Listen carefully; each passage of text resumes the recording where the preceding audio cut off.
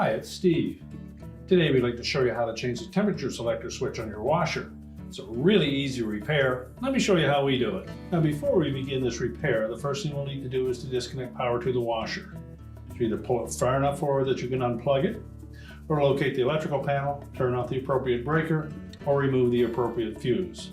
And once we've done that, we can start our repair. Now that we have the power disconnected, our next step will be to remove the knob from that temperature selector switch. Simply grasp it and pull it off, and take note to make sure that the little metal insert is still attached to the back of that knob and that there is no cracking in that hub. If there is, you'll need to replace that knob. Now we'll go to the back of the washer, remove the screws that secure the console to the back panel. So you can either pull the washer far enough forward to access it or pull it out completely so that you can get behind it. Now in this model, we're going to remove 3 screws that secure that console to the back panel. They're typically 1/4-inch hex head screws. Now with the screws removed, we'll go to the front of the washer again. Now we're just going to tilt that console towards us slightly.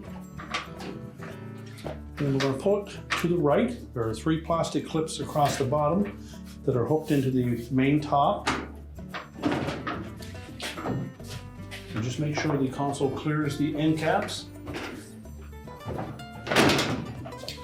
Pull a little bit to the right, and that will disengage those 3 plastic clips. And we'll carefully lay that control panel down.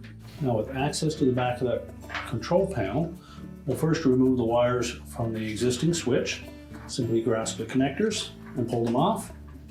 And if they're on there really tight, take a pair of needle nose pliers, grasp the connector only, not the wire, and then pry them off.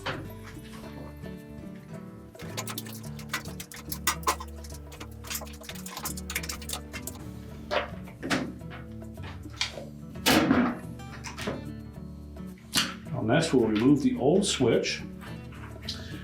And there is a spring clip attached to the side of that switch body.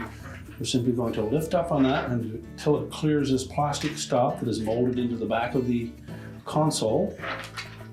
So just lift up on it and then rotate it counterclockwise as we face it from the back and lift it away. Take care not to damage these little guides that are molded into that control panel, as that's what captures the clips on the switch itself. We'll discard the old one.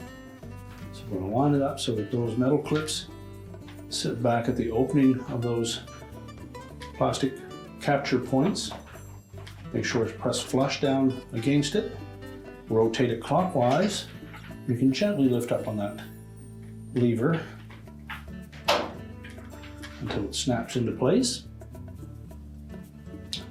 Then we'll reattach the wires.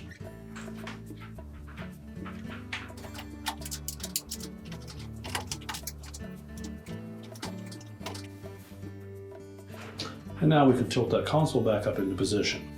So we'll just tilt that control panel into an upright position. And we're going to line up those 3 hooks, the 3 slotted openings in the main top, and just keep that roughly vertical. Slide it to the left.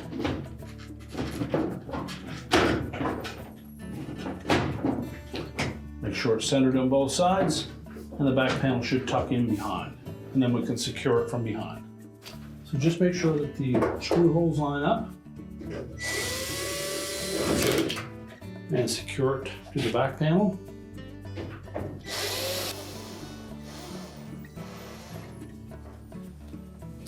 And now we're ready to turn the washer back around and we can reinstall the knob. To reinstall that knob, we'll want to make sure that we get the flat side of the knob lined up with the flat side of that shaft. Press it firmly on, and then we can prepare to put the washer into place. And your repair is complete.